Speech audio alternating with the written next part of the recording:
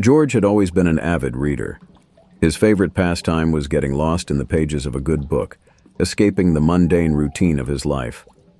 One rainy evening, he found himself browsing through an old bookstore on the outskirts of town.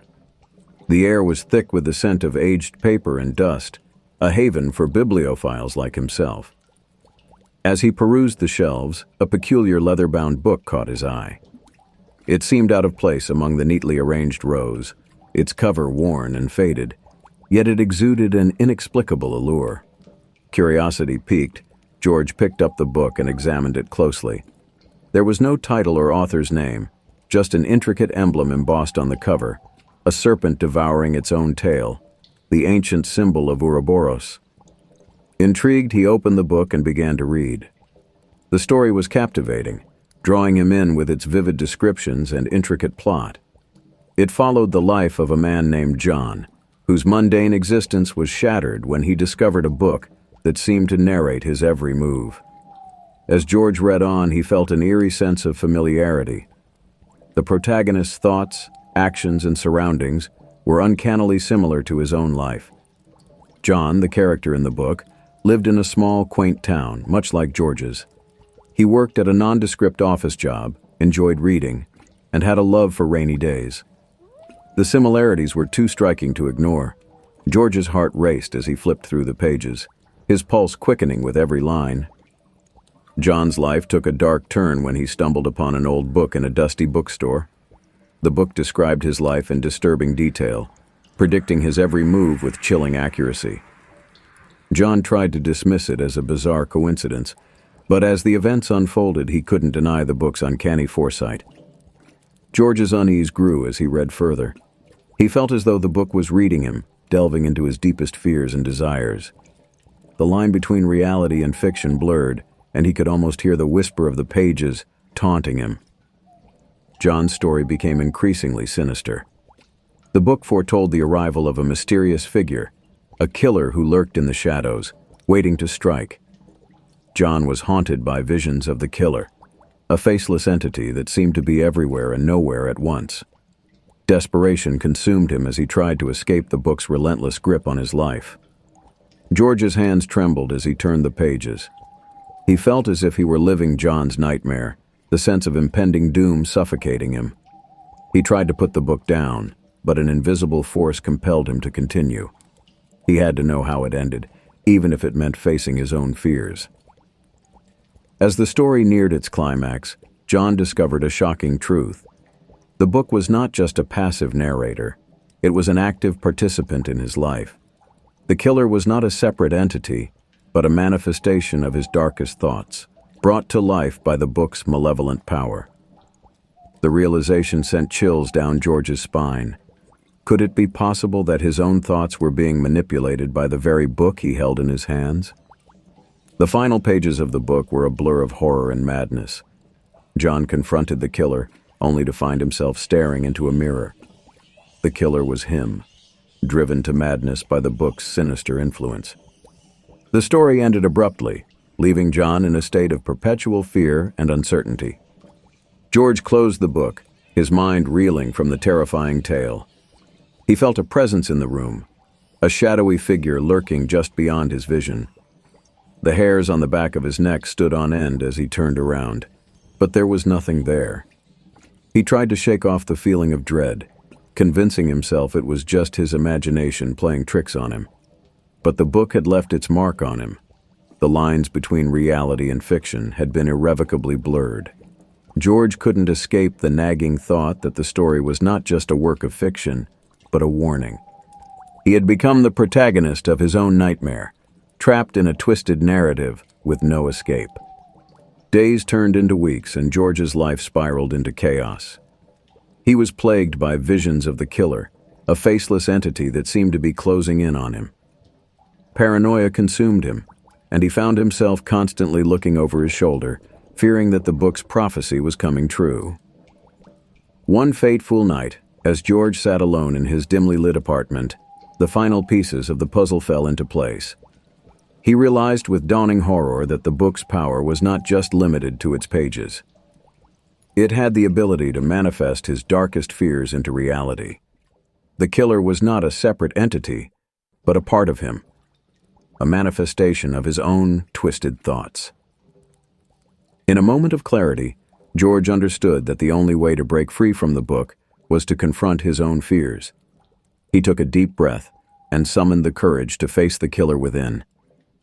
As he stared into the mirror, he saw his reflection twist and contort into a grotesque visage, the embodiment of his deepest fears. The killer stared back at him, eyes filled with malevolent intent. George felt a surge of terror, but he refused to back down. With a primal scream, he shattered the mirror, the glass splintering into 1,000 shards.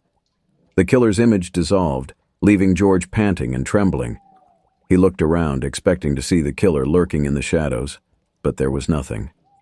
The apartment was eerily silent, the sense of foreboding lifting like a heavy fog.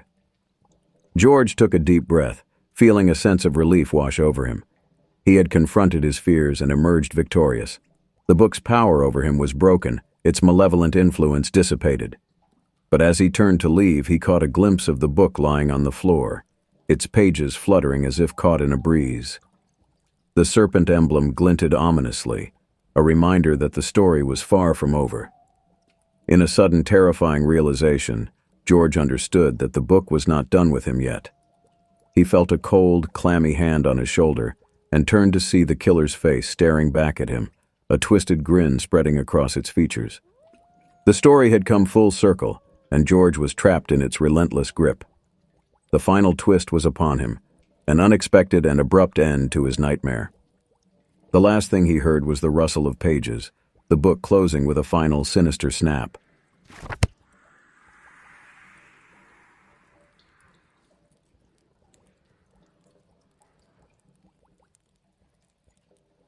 The night was calm in the suburban neighborhood of Oakwood, a serene enclave nestled amidst rolling hills and thick woods. The streets were lined with neatly trimmed lawns, white picket fences, and houses that exuded an air of quiet contentment. It was a place where families felt safe, far removed from the chaos of the city. But that tranquility was about to be shattered. It began with a sound, a low, rumbling groan that seemed to emanate from the very earth itself. The residents of Oakwood, roused from their slumber, stepped out onto their porches and peered into the darkness, their faces etched with confusion and unease. The sound grew louder, more insistent, a subterranean roar that reverberated through their bones. Then, without warning, the ground beneath the house at 23 Oakwood Drive gave way. The earth yawned open in a massive, gaping sinkhole, swallowing the house whole in a cacophony of splintering wood and crumbling concrete. The air was filled with dust and debris, a thick, choking cloud that obscured everything in its path. The neighborhood was plunged into chaos. People screamed and shouted, their voices blending into a dissonant symphony of fear. Some rushed to the edge of the sinkhole, peering into the abyss with wide, terrified eyes. Others called 911, their hands trembling as they clutched their phones. As the dust began to settle, a strange and unsettling silence descended. The residents of Oakwood stood frozen, their gazes locked on the dark chasm that had swallowed their neighbor's home. The sinkhole was a black void, its depths impenetrable, a portal to some unknown subterranean world. Minutes felt like hours as they waited for emergency services to arrive. The fire department, police, and a team of geologists converged on the scene, their faces grim as they assessed the situation. The geologists in particular were perplexed. Sinkholes were not uncommon in certain parts of the country, but this one was unlike anything they had ever seen. As dawn broke, casting a pale light over the scene, the true extent of the sinkhole became apparent. It was enormous, a yawning maw that stretched nearly 100 feet across and descended into the earth with no discernible bottom. The house that had once stood there was now a mangled heap of rubble, its remnants barely visible amidst the debris. The geologists set up equipment to measure the depth and stability of the sinkhole, their expressions growing more concerned with each passing hour. There was something unsettling about this chasm, something that defied explanation. The readings from their instruments were erratic, as if the very laws of nature had been twisted and warped. As night fell once more, a group of residents gathered at a safe distance from the sinkhole, their faces illuminated by the flickering glow of flashlights and lanterns. Among them was Randall, a retired archaeologist with a specialization in old gods and magic. He spoke in hushed tones, recounting the local legends of Oakwood, tales of strange occurrences and whispered rumors of ancient forgotten things that lurked beneath the earth. "There's an old story," Randall began, his voice trembling slightly. "about a time long before this town existed.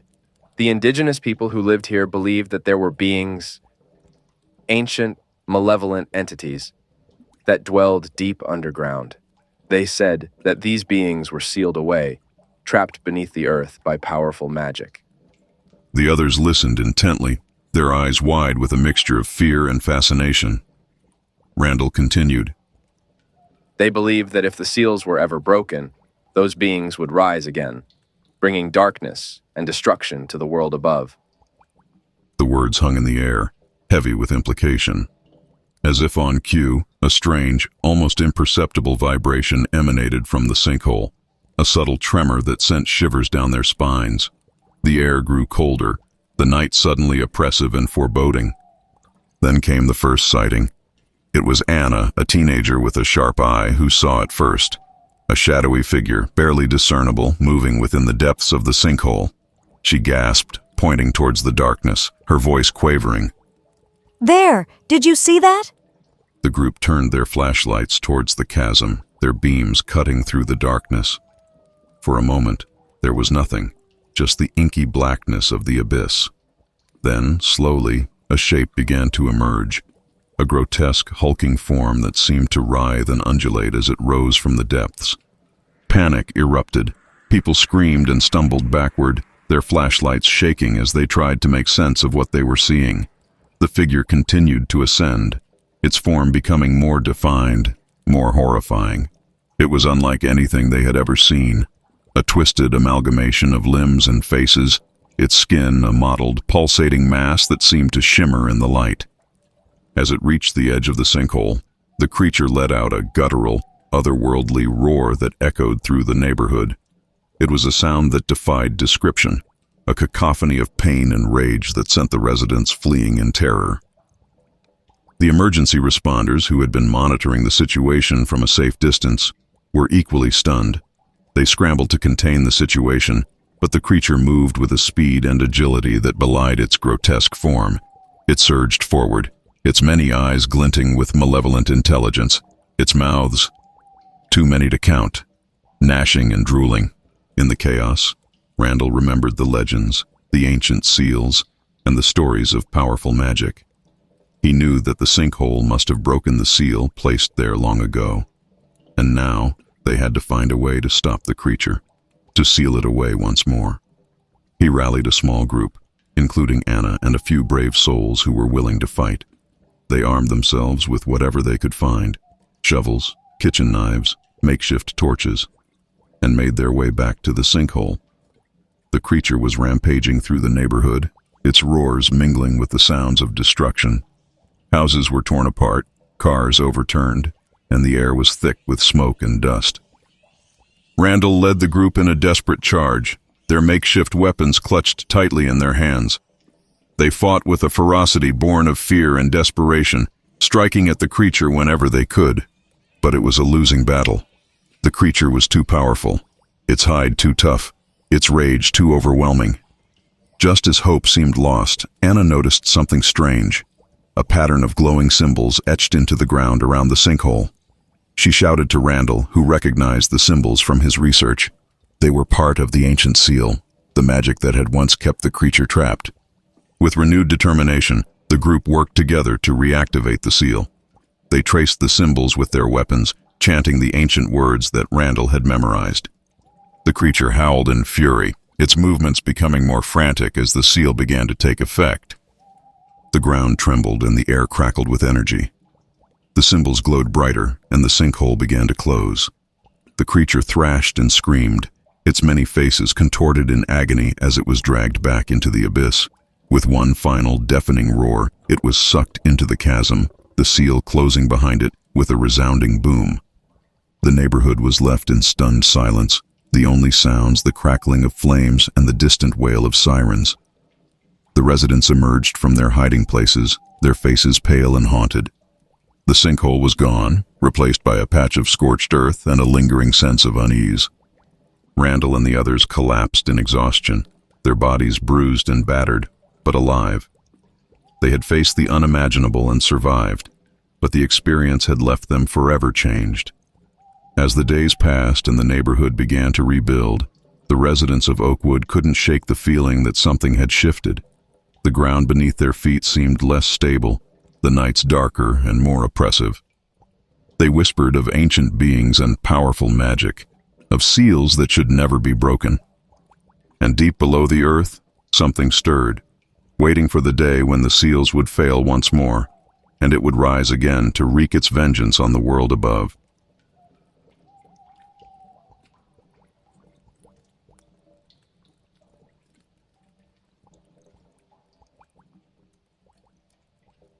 The sun hung low in the sky, casting long shadows across the narrow, winding road. The countryside was bathed in the golden light of late afternoon, the fields a patchwork of greens and yellows. In the distance, a quaint village nestled at the foot of a rolling hill came into view. As their car approached, Rory and Ben felt a strange mix of curiosity and unease. They had been traveling through Europe, exploring small towns and hidden gems. But there was something different about this place. The village appeared idyllic at first glance, with its cobblestone streets, well-kept cottages, and vibrant flower boxes. Yet, as they drove through the main square, Rory noticed an eerie stillness. The residents moved about their business in silence, their heads bowed, avoiding eye contact. Children played without laughter, and shopkeepers tended their stalls without a word. Do you feel that? Rory asked. It's so quiet, it's unnatural. Ben nodded, his grip tightening on the steering wheel. Yeah, it's weird. Let's find a place to stay and see if we can figure out what's going on. They parked the car near a small inn on the edge of the village. The sign read, "The Raven's Roost." Its paint faded and worn. As they stepped inside, the atmosphere felt thick, almost oppressive.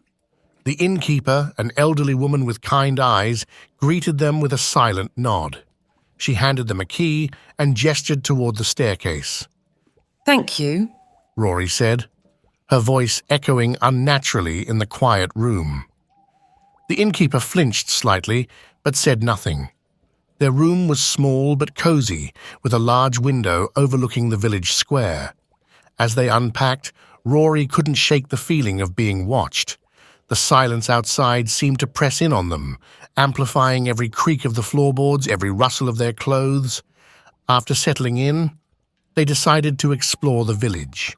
The sun was beginning to set, casting long shadows that seemed to stretch and twist unnaturally. They walked hand in hand, observing the villagers who continued their silent routines. Rory's curiosity grew with every passing moment. Let's try talking to someone, she suggested. Maybe they can tell us what's happening here. Ben nodded and approached a middle-aged man who was tending to his garden. Excuse me, sir, he began. Can you tell us why it's so quiet here? The man froze, his eyes widening in fear. He shook his head vigorously and hurried inside his house, slamming the door behind him. Rory and Ben exchanged puzzled glances. That was odd, Rory said. It's like they're afraid to speak. As they continued to explore, they noticed the same reaction from everyone they tried to talk to. People would recoil, their eyes filled with terror, before retreating indoors. The sun began to dip below the horizon, and a chill crept into the air. The village, already silent, seemed to grow even quieter, as if the very air held its breath. They found themselves back in the village square as night fell. Light began to flicker on from the dim street lamps and the candles in the windows of the cottages. A sense of dread settled over them, and Rory shivered.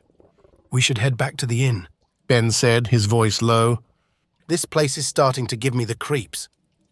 As they turned to leave, they noticed a small chapel at the edge of the square. Its doors were ajar, a soft glow emanating from within.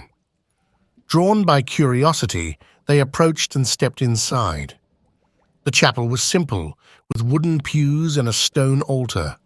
At the front, a priest knelt in prayer, his back to them. Excuse me, Father. Ben said, his voice echoing in the small space. Can you tell us what's going on in this village? The priest turned slowly, his face pale and lined with worry. He raised a finger to his lips, signaling for silence, then beckoned them closer. He whispered so softly that they had to lean in to hear. Do not speak once darkness fall. He said. If you value your life, do not speak. Rory and Ben exchanged alarmed glances. What? Why? Rory asked, completely confused by the answer. The priest glanced around nervously, glancing over his shoulder to check the position of the setting sun. There is an ancient evil here, and anyone who speaks after nightfall is taken. Ben's skepticism battled with the unease creeping over him. Taken? He asked. The priest nodded his head. We have learned to live in silence to protect ourselves. You must leave before it's too late. You don't belong here. Before they could ask more, the priest hurried them out of the chapel, closing the doors behind them. The village was growing darker, the silence heavier than ever. Rory and Ben made their way back to the Raven's Roost, their footsteps echoing ominously. As they entered their room, a sense of foreboding settled over them. The last remnants of light outside seemed to press against the windows, and the silence was almost tangible. They sat on the edge of the bed, trying to process what they had learned. This is insane, Ben said, his voice barely above a whisper. If you speak after dark, something takes you away. It sounds like a stupid horror story. Rory frowned. But everyone here is so afraid. There has to be some truth to it. We need to be careful. They decided to stay silent until morning to avoid risking the curse. The minutes crawled by, the silence growing more oppressive. Just as they were beginning to relax, a soft knock came at the door. They exchanged wary glances before Ben stood to answer it. The innkeeper stood in the hallway, her face lined with fear. She held a piece of parchment, which she handed to Ben. It was a warning, written in shaky handwriting. Do not speak. They are watching. Ben closed the door, his heart pounding. We need to leave, he said, looking out the window at the last light of the sun on the horizon. First thing in the morning we get out of here. But as the night wore on, an irresistible urge to speak began to gnaw at them. It was as if the silence itself was a living entity, pressing in on them, demanding to be broken. Rory clutched Ben's hand, her knuckles white with tension. Then, just before dawn, they heard it. A soft, whispering voice, calling their names. It seemed to come from everywhere and nowhere, weaving through the silence like a dark thread. They looked at each other, terror in their eyes. Rory, Ben, speak to us. The voice whispered, seductive and chilling. Speak to us. Ben, join us. The urge to respond was overwhelming. Ben felt his mouth open, words forming on his lips. Rory squeezed his hand, her eyes pleading. But it was too late. Who's there? The moment Ben's voice broke the silence, the room grew cold, and the air seemed to thicken. Shadows gathered in the corners, coalescing into dark, humanoid shapes. Rory screamed, her voice cutting through the thick silence like a knife. The figures moved closer, their eyes glowing with an eerie light. Ben tried to shout, to warn Rory, but his voice failed him. He clutched his throat, panic rising as he realized the truth of the curse. His voice was gone, stolen by the malevolent force that had claimed the village. Rory's scream echoed in the room, then abruptly cut off as one of the figures reached her. Her eyes widened in horror, her mouth moving soundlessly. The figures surrounded them, their presence suffocating, their touch icy cold. In the final moments, as the darkness closed in, Ben understood. The curse was not just a punishment for the village's past sins, it was a trap, a hunger that needed to be fed. And they had walked right into it. As their souls were pulled from their bodies, the last thing Ben saw was the innkeeper standing in the doorway, her eyes filled with sorrow.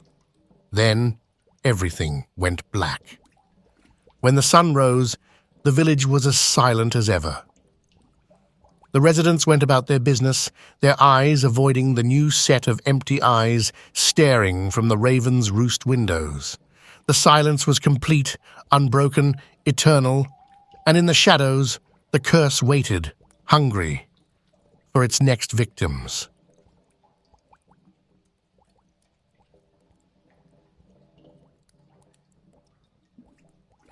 High above Earth, the International Space Station orbited in silent serenity. Through the large observation window, the planet below was a dazzling tapestry of blue oceans, green forests, and brown deserts, all swirled together under a wispy veil of clouds. The view was both humbling and awe-inspiring, a reminder of the fragile beauty of home. Inside the station, astronaut Lewis and cosmonaut Dmitri moved with practiced grace, their every action a testament to years of rigorous training. They were an unlikely pair.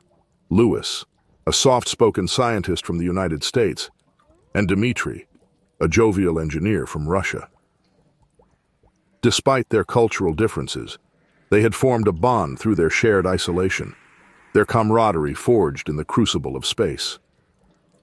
The tranquility of their mission was shattered one fateful day. The station's communication system crackled to life, delivering an urgent broadcast from their respective countries. The news was grim. A sudden and devastating nuclear war had erupted between the United States and Russia.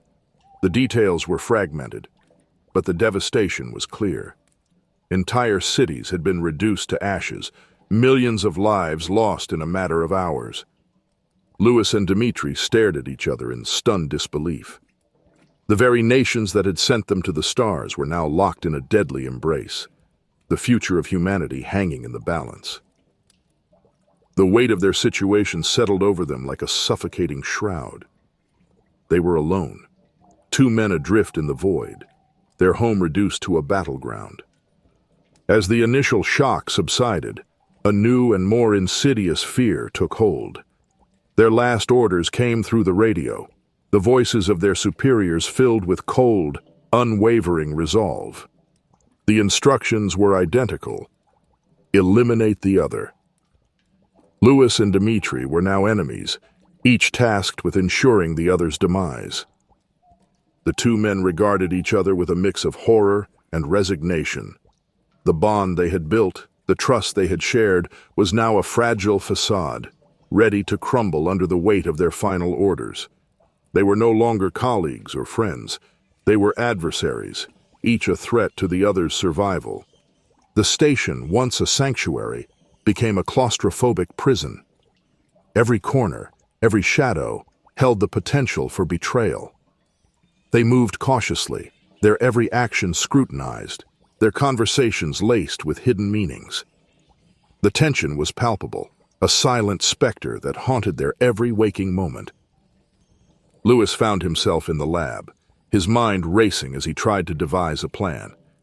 He knew Dmitri was resourceful, capable of outmaneuvering him if given the chance. He needed to act quickly, decisively, but his conscience wavered. Could he really kill the man who had shared his laughter, his fears, his dreams? In the adjacent module, Dmitri wrestled with similar doubts. The thought of killing Lewis, his friend and companion, filled him with dread. But the orders were clear, and disobedience meant certain death upon their return, if they ever returned. The war had changed everything, and survival demanded ruthlessness. The days passed in a tense stalemate, each man avoiding direct confrontation, their minds a battlefield of conflicting emotions. They slept fitfully, always one eye open, their nerves stretched to the breaking point. The station's routines, once a source of comfort, became a twisted game of cat and mouse. One night, as the station drifted through the dark side of Earth, Lewis made his move. He approached the observation module, where Dmitri was watching the stars, a tranquil expression on his face. The sight struck Lewis as unbearably poignant. He hesitated, his resolve faltering.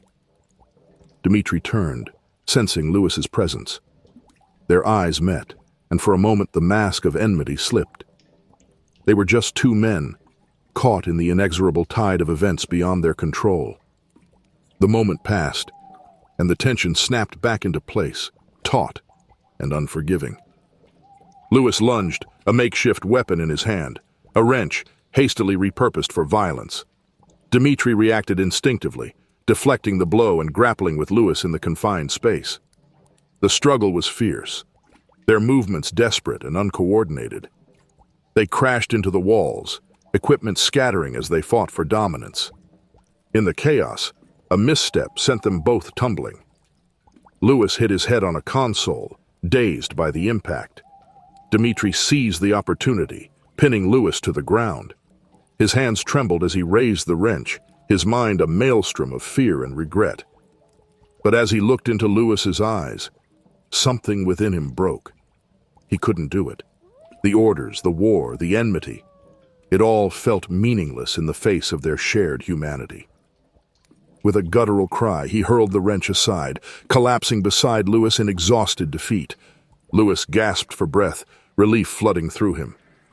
They lay there, side by side, their breaths mingling in the cold air of the station. The silence was deafening, the reality of their situation sinking in. "We can't do this," Lewis whispered, his voice raw with emotion.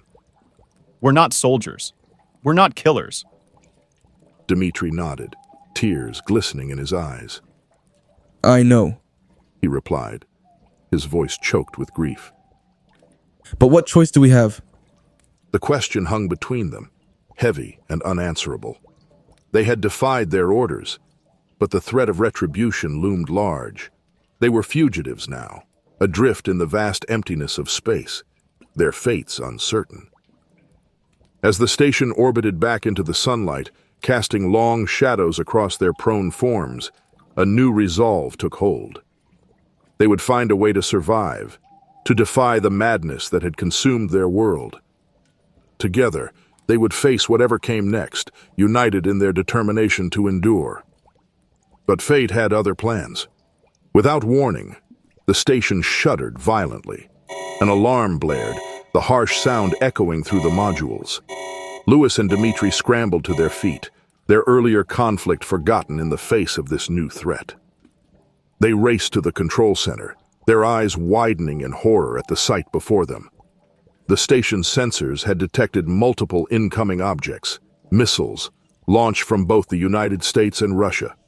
In the chaos of war, the powers below had turned their weapons skyward, targeting the symbol of international cooperation now seen as a threat. Lewis and Dmitri exchanged a single grim look. There was no time to react, no way to escape. The end was inevitable. As the first missile struck, the station was engulfed in flames. The explosion rocked the modules, a deafening roar that drowned out their final cries.